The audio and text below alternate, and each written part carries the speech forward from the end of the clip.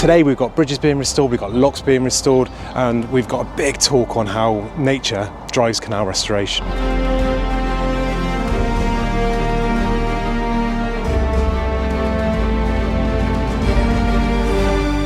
We're on the Cotswold Canals, and we're going to start the video here because of this oil pipeline here. Now this is one of the major hurdles that the Trust need to get across to restore this canal, and this was to take oil from Sharpness Docks up to all the airfields. It was put in during World War II and it's still in use now, and it saved there being tankers going around and oil being moved around the country. So next up is Occupation Bridge, and this is currently being restored. As you can see, it's covered in scaffolding. Now this is the start of the restoration of kind of the missing mile and all the planning application that went with it. This bridge, although still standing, and I think it had work in the past, is showing cracks and various other things. So there's quite a lot of restoration work going on here. Now they're also, this is the start of all of this section being dredged. It's quite overgrown, as you'll see, kind of over this other side, as well as restoring a towpath and various other things. There's a vole pond going in here as well. And what you can see to the side of us here is scrapes. And these are all this is part of a big nature reserve that's being built in conjunction with the Trust. And the scrapes are shallow digs out of a field, and what happens becomes a wetland and they fill with water.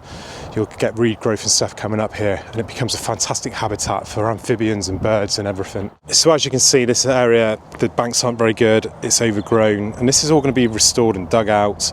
You can see the tree there, for example, has been cut back, and there's a work pipe going on just over there where they're clearing all these sort of trees that are causing an issue for the restoration of the canal. Now this is always unfortunate, but it is part of canal restoration, and you'll see as we go up through this video what difference it makes once the canal's been restored for, a period of time.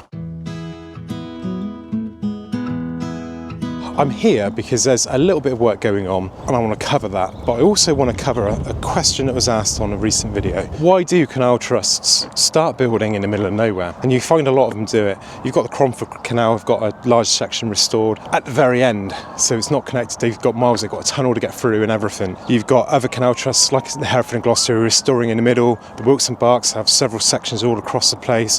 The Chesterfield have one end restored, the other end it's actually working, and the middle bit not restored. Now you've got to pick your battles when you do these things. If you just started at one end and then worked through, yes, you'd have a canal that's navigable straight away. You can make money off it, get boats in all the time and stuff like that, but it's going to take you hundreds of years to restore. The reason being, land it's not a case of the trust go up to an owner and say, we want that land, we're going to buy it now. That owner has to be on board. That owner has to want to sell, and half the time they don't to start with. Now what happens is you start restoring in sections, and you restore a section because you can get the land. And why not just buy the land and leave it with nothing? Well, the problem with that is you're still going to end up with a bit of land that you've paid for and you're not gaining anything from. Now if you are to restore the canal in that section, it might be 200 metres, it could be 2 miles. That opens up a little nature pocket. It opens up somewhere where people are going to walk their dogs. You might run boat trips on the small section you've got. And it all raises the profile of the Canal Trust or the society doing it. And that's important because what happens next is you get another bit a bit further down, and you do the same there.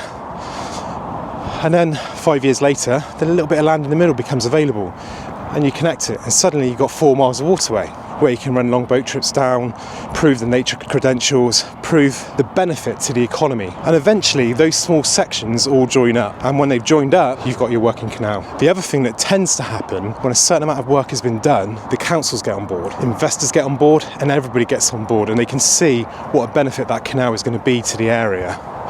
And you start getting funding, which then makes it easier to purchase more land, and it goes on and on and on. So as you can see behind me, there's Harris fencing up. So this section is actually closing on Tuesday, so they can carry on more work like the dredging and stuff. As you can see through here, it's very, very reedy. So yeah, there's about 6.5 miles of canal restored on the Cotswold Canals, and they were quite lucky in a way because one of the partners in all of this is the Stroud, I think it's Valley's Canal Company they're called, and they still owned all the canal. The canal was abandoned much later. It wasn't like some of the other canals that were abandoned in the early 1900s and late 1800s, and it's made it a lot easier to restore this first section because they haven't had to buy land off loads and loads of people. But they still had to pick their battles, and they still had to restore sections that they could. And those sections happened to be in a 6.5 mile section in the middle, which was slowly joined up piece by piece. Now, the planning application was approved last year to do all of this, and it's actually, I don't know, just under 3 miles of canal. Despite the missing mile, that's actually about the bit just ahead of us here. And these bridges were built over the A38 a few years back, and there's a big roundabout across, and this was one of the major issues to restoring the canal through. Now, do you think this project would have happened if they only had 2 miles of canal restored behind us? Not only that, the 2 miles behind us needs to drop into a river. It needs to have several locks done. It's got a couple of lanes that it needs to go under. Bridges like behind need to be restored. Now, if you turn up at a council meeting and say, we want to do this, we want to restore this canal. Okay, that's an idea, but how are you going to finance it? Oh, well, actually, we need £20 million to start just to get through the first section. What's the benefits? You can't prove them. So if you start where you can and you start showing the benefits piece by piece, then get a big section in the middle done, the difficult bits, like the A38, the M5 crossing just ahead of us, they could prove that there was a business case for the local economy to restore the canal. Now, a canal on average brings about 100,000 visitors per mile per year, and this has several benefits. The first thing is, on average, they spend about £10. So each mile of canal is worth about £1 million.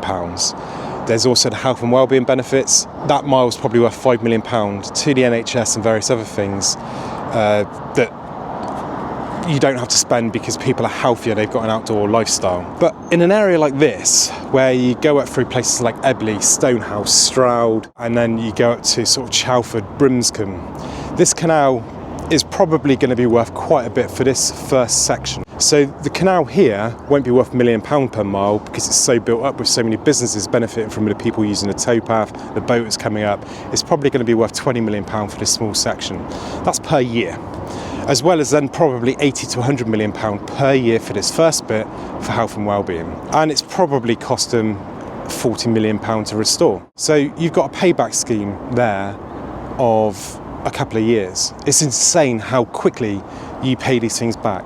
And this would not have happened without the foresight of the people in the past who worked on this canal to do these isolated sections. So we've jumped across the Pike Lock now. This is about halfway up the Eastington flight on the canal. And this leads into the section that was restored and filled around October last year, which is just up ahead of us.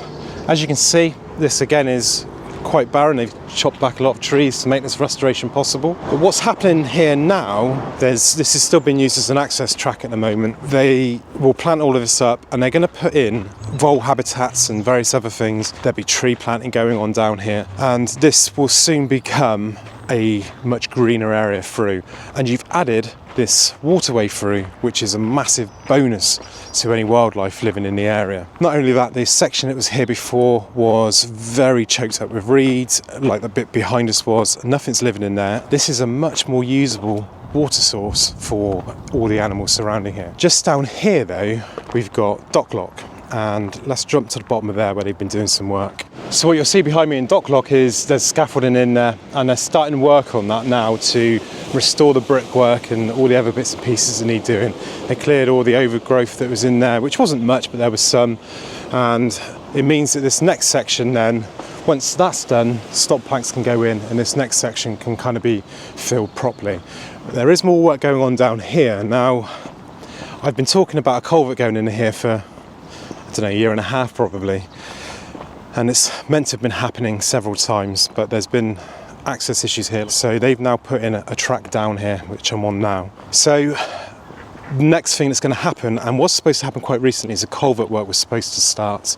That didn't start because the weather has been so wet and miserable. Once that's in, they can carry on then with bringing the walls out across what is the stream below us, out from John Robertson Lock. And again, when that's done, this is all full. You've got another restored section of canal where nature can start to take hold. Now, when a lot of these canals are abandoned, the farmers bought the land, they all went back to the original landowners, and they were just filled in. Bridges were demolished, locks were filled in and stuff, and they were just used for farming or built on. but not every section was built on.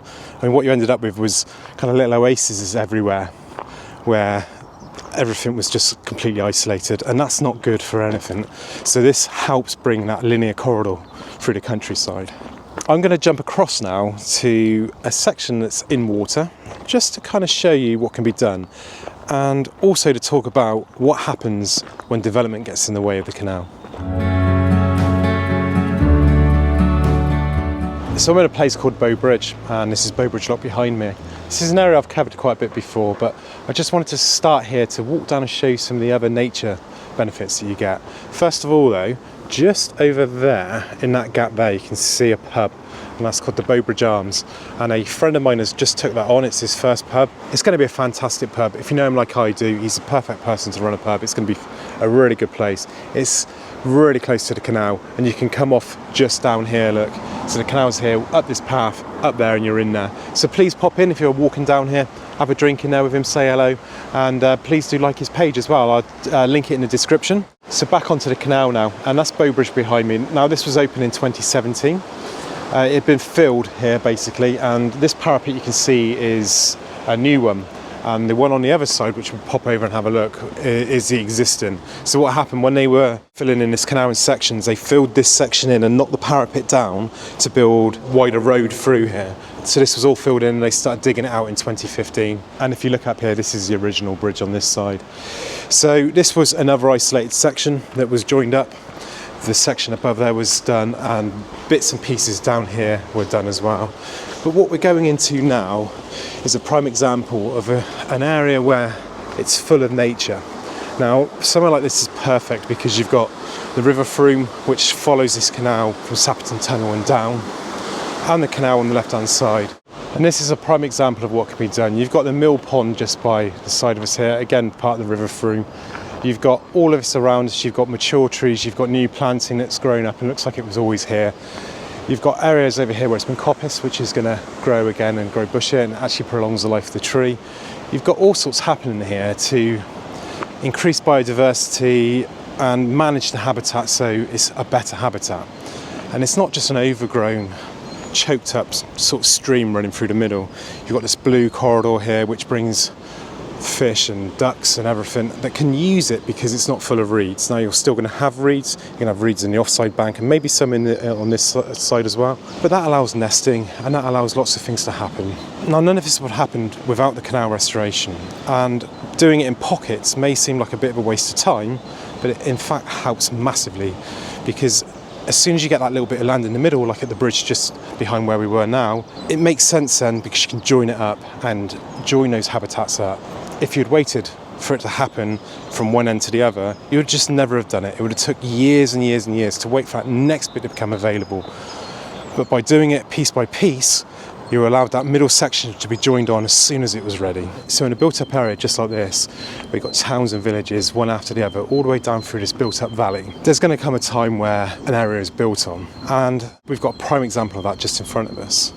Now, as you can see, the canal runs from behind us and then suddenly sharply turns. And this wasn't the original route of the canal. The canal went straight ahead. But what happened was they built a bypass up ahead. That was built in the 1980s. It took the route of the canal. So this here was a former rubbish tip. And what they did is they managed to build around and take the channel down through. Now I'm not going to go down through the bottom, I'm going to show you the top, because this has all been done because this canal was restored. You've now got a lovely little park sat above the canal in an area which was originally wasteland. So it's only about a 330 metre long channel, but it takes it past that development. And it's pretty cool the way it runs down by the side of the viaduct just here. This is a railway just above me. And this wouldn't have been possible without the canal restored on both sides, because why would you spend all the money to do this without anyone being able to show you what the canal could do? So those restored sections behind and in front of us would have convinced the locals, the councils and any funders to get in behind this project and restore this canal. So restoring a canal in sections has massive benefit to everybody. It has massive benefits to the environment, to the people around it, to raising awareness and allowing an income quite often with boat trips for canal trusts. All of these go together to making the other bits, like the missing mile down the other end, become an achievable project because everybody wants this connected. So on the other side of the viaduct now, this is the road going across. So the channel would have gone through underneath kind of the still part of the viaduct over there and come out just on this side here. So this is back into the original line of the canal now. But there was one massive final hurdle in Stroud, which is just up ahead. So we're now right in the centre of Stroud, and this bit ahead of us was all gone.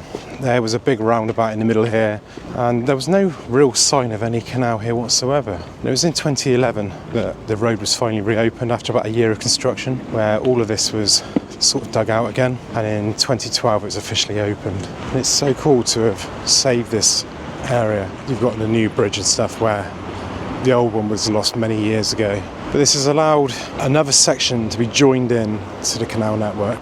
So one of the things I love about this canal and the valley that comes through here is things like behind me. This is the old company headquarters. It's another one of the old surviving buildings, and it's full of old railways and old mills and factories all the way down through here. Areas like Ebbleigh and Stonehouse further down are absolutely stunning. It's a really nice area, and it's good to see the canal back next to the headquarters once again. Now this area in front of me was opened by King Charles.